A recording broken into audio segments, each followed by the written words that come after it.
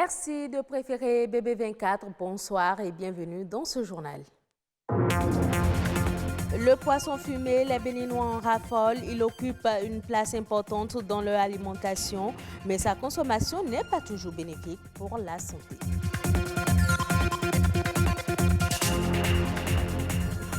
Pour beaucoup, ce n'est pas un métier pour les femmes et pourtant, elle a su s'y faire un nom tout en gardant sa féminité sous les masques et les gants de protection. À découvrir dans un instant une femme qui exerce le métier de soudeur.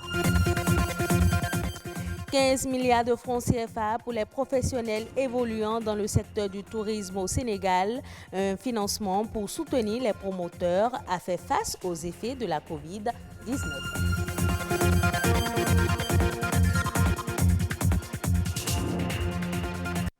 Le poisson fumé, un aliment omniprésent dans les plats et repas au Bénin.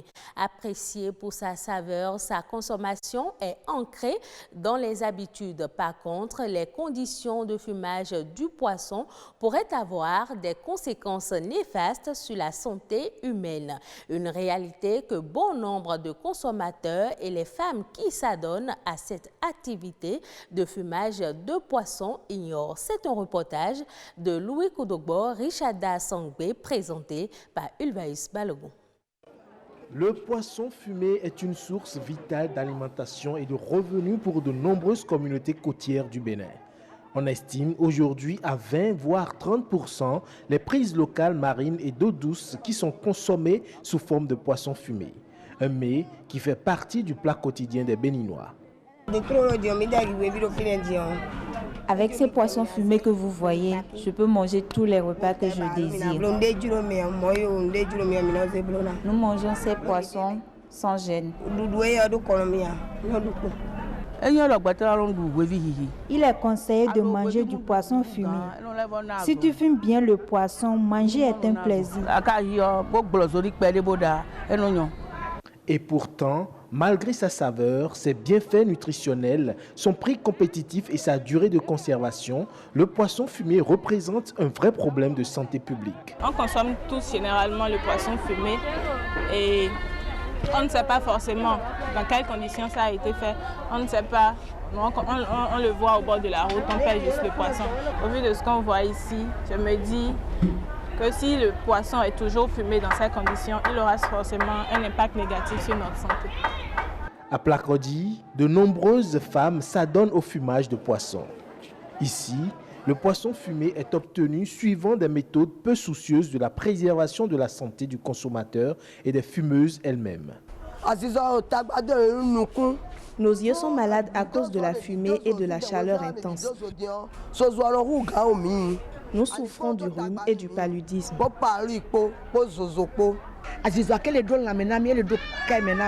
La fumée a un effet nocif sur nos yeux et nos cœurs. Une activité génératrice de revenus qui les expose à des risques sanitaires. Au niveau du fumage, même on a constaté qu'il y a une grande quantité de fumée qui s'accole sur ces poissons-là. Et ce sont ces fumées-là qui contiennent les hydrocarbures aromatiques polycycliques qui sont cancérigènes et même aussi des goudrons qui créent de cancer une fois que ça se retrouve dans l'organisme humain. Pour éviter ces conséquences néfastes, quelques précautions sont tout de même indispensables. Comme précaution, d'abord au niveau des transformatrices, au niveau des dames qui font le produit, il faut les conseiller de fumer les poissons avec sa peau. Aux consommateurs, je leur demande d'enlever d'abord la peau de poisson qui est fumée, et de deux, de laisser tremper le poisson dans de l'eau. Si c'est le poisson fumé, de laisser tremper ça dans de l'eau, ne serait-ce que quelques minutes, une dizaine de minutes. C'est vrai, ils vont perdre une partie de la valeur nutritive, mais l'eau va essayer d'évacuer aussi une partie de ces fumées qui seraient restées sur le poisson. L'amélioration du mode de fumage de poisson et l'encadrement de l'activité s'avèrent donc indispensables pour prévenir et atténuer les conséquences sanitaires sur les consommateurs. Dans le monde, seulement 1,6% des soudeurs sont des femmes. Et si l'égalité demeure un objectif encore lointain, le métier se féminise pourtant. Au Bénin, l'on rencontre déjà des soudeuses. Dans ce secteur très masculin, Edna Zimonsé a été attirée par l'existence de qualité et de précision de métier qui nécessite une certaine habileté, mais aussi une fine technicité. Reportage.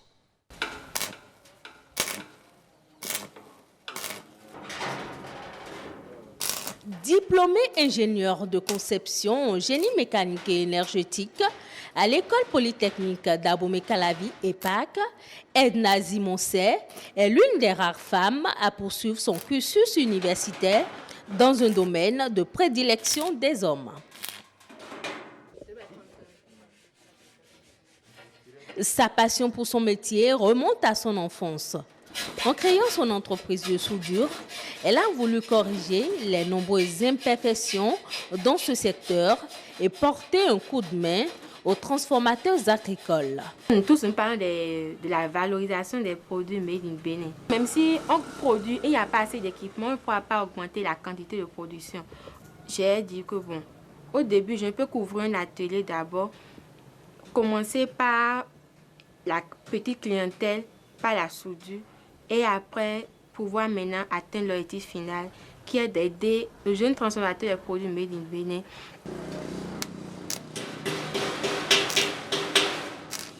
Entourée d'une équipe composée d'hommes uniquement, la chef des lieux ne se laisse pas intimider.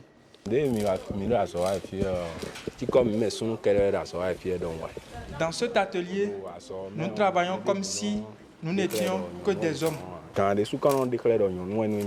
Notre chef ne se comporte pas comme une patronne. On ne paraisse pas. Notre chef non plus. Tout se déroule dans une parfaite harmonie. Pour en arriver là, Edna a dû faire des sacrifices. Bien qu'étant en cycle d'ingénieur, la jeune dame se rendait régulièrement au lycée Koulibaly pour des exercices pratiques. En un an d'existence, son atelier a déjà fait ses preuves. J'ai déjà réalisé avec eux beaucoup de cuves, beaucoup de cuiseurs, de pasteuriseurs, les cuves de fermentation, des presses d'ananas, les capsuleuses. Et il y a beaucoup qui sont en projet. Les équipements agricoles ne sont pas les seules réalisations de cette passionnée de la soudure et des gros engins. Edna fait aujourd'hui la fierté de ses géniteurs dans sa blouse bleue, même si ces derniers rêvaient de la voir enfiler la blouse blanche comme médecin. J'étais allée dans son atelier plusieurs fois et puis je l'ai vue en train de travailler. Vraiment, j'étais tellement contente. Et le jour-là, je la regardais faire.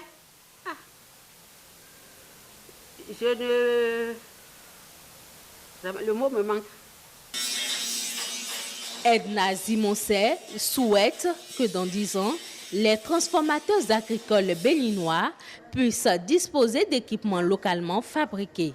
Tout cela pour faire de son atelier un centre de référence dans la sous-région.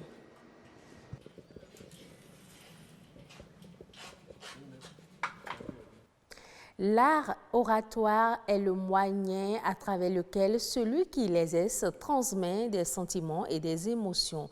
Il met un point d'honneur sur la culture et les problématiques de la société. Jadis utilisé par nos aïeux pour se divertir tout en éduquant, le conte est petit à petit en train de disparaître. Pourtant, nul n'ignore son importance. Boris Agosado, ingénieur culturel, nous en parle. Les arts oratoires, c'est tout ce qui est en rapport au récit, à la voix. C'est l'art de communiquer, de transmettre, n'est-ce pas, une conviction, une idée, à travers la voix, à travers les gestes, à travers les émotions. Après, la colonisation faisant son chemin, Senghor, principalement, et toute une catégorie d'écrivains ont connu l'écriture. Et ceux-là étaient les pionniers de la vraie oralité. Parce que c'est eux qui ont transcrit. C'est eux qui ont remis ce que les anciens disaient. Voilà, c'est eux qui ont mis ça dans des bouquins. Le rôle de l'art oratoire, c'est comme tout art. C'est de changer des comportements, n'est-ce pas? De décider, de permettre, n'est-ce pas, à ceux qui peuvent décider de décider. C'est de développer, c'est de changer, n'est-ce pas, des méthodes de vie, des comportements de vie, d'adopter des bonnes pratiques. Ils ont toujours à la fin ou au début une leçon de morale. Une leçon de morale. Et quand vous écoutez vous suivez cette leçon, alors là, vous changez. Au moins, vous vous rappelez qu'il y a telle chose qui a été dite à un moment donné par tel orateur. Le conteur, il peut, sur des faits de société, peut se décider, n'est-ce pas, de parler, par exemple, de ceux qui brûlent le feu, ou ceux qui ne s'arrêtent pas au feu, voilà, vous comprenez, ceux qui urinent en pleine rue. Vous voyez, ceux qui... Voilà. Donc, forcément, ceux qui s'y intéressent et s'y collent changent. Hors du Bénin, le Togo bénéficie d'un nouvel appui budgétaire de 4,9 milliards de francs CFA de l'Union européenne après une première enveloppe de 6,3 milliards de francs CFA accordée pour la période 2019-2020. Cet appui de l'Union est destiné à créer l'espace budgétaire et contribuer au Fonds de solidarité et de relance économique qui devrait être alimenté à hauteur de 400 milliards de francs CFA. Du Togo, on se rend au Sénégal. 15 milliards de francs CFA, c'est le montant du crédit hôtelier mis à la disposition des professionnels évoluant dans le secteur du tourisme du Sénégal. Un financement conséquent pour les aider à faire face aux effets de la COVID-19. Les bénéficiaires ont reçu les sommes qui leur étaient destinées. Un comité de gestion a été mis en place pour la répartition. Ibrahima Diédiou. De Dakar à Matam, de Saint-Louis au Cap Skirring, tous les bénéficiaires de ce fonds ont reçu leur part, pour un montant global de 8 milliards 500 millions de francs CFA. Ces 8 milliards de francs CFA concernent aujourd'hui donc plus de 300 établissements d'hébergement touristique, c'est-à-dire tout ce qui est hôtel, tout ce qui est campement, tout ce qui est auberge. Ensuite, il y a plus de 100 agences de voyage et de transport touristique. Il y a aussi les restaurants qui sont concernés et on en a financé plus de 200. Les guides et les artisans qui sont au nombre de 1000. Les professionnels du secteur ont été impliqués dans tout le processus de répartition de ces fonds. Les principaux bénéficiaires sont membres du comité. Pour le secteur privé, l'ensemble des sensibilités ont été représentées au niveau de ce comité. Si vous prenez les établissements d'hébergement touristique, les agences de voyage et même les syndicats d'initiative et les offices de tourisme ont leurs représentants au niveau du comité de gestion. Donc pour dire que quand même c'était de manière très inclusive et aujourd'hui je pense qu'à l'unanimité nous avons en tout cas délibéré et aujourd'hui je pense que quand même le crédit hôtelier est un exemple de transparence, mais aussi d'efficacité, en tout cas dans la gestion des fonds de résilience. L'État a mis en place le crédit hôtelier en 2017 sur demande du secteur privé.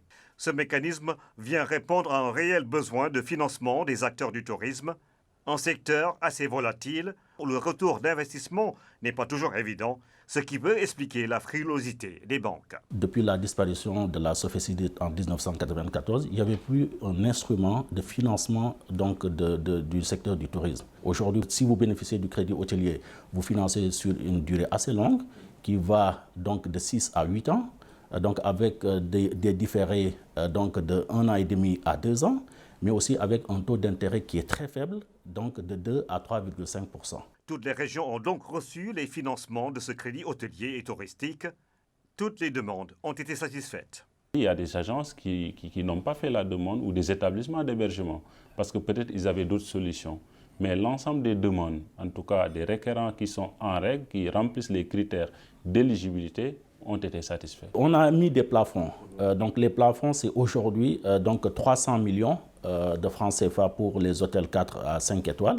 Ensuite, pour les hôtels 2-3 étoiles, le plafond est de 200 millions. Et pour les autres établissements d'hébergement touristique ou toute autre structure, que vous soyez par exemple une agence de voyage ou une autre structure, donc le plafond est fixé à 100 millions de francs CFA. Donc tous les guides et les artisans ont reçu effectivement la somme de 500 000 de francs CFA. C'était donc le plafond qui était fixé. Le Sénégal compte quelques 931 hôtels d'hébergement touristique, plus de 440 guides, 500 agences de voyage et de transport touristique. Aujourd'hui, le défi post-Covid, c'est la promotion du tourisme interne et de la destination Sénégal. C'est la fin de ce journal. Merci de l'avoir suivi. Vous pouvez retrouver cette édition sur le site de l'ORTB, www.ortb.bj. Passez un agréable week-end en compagnie de nos programmes.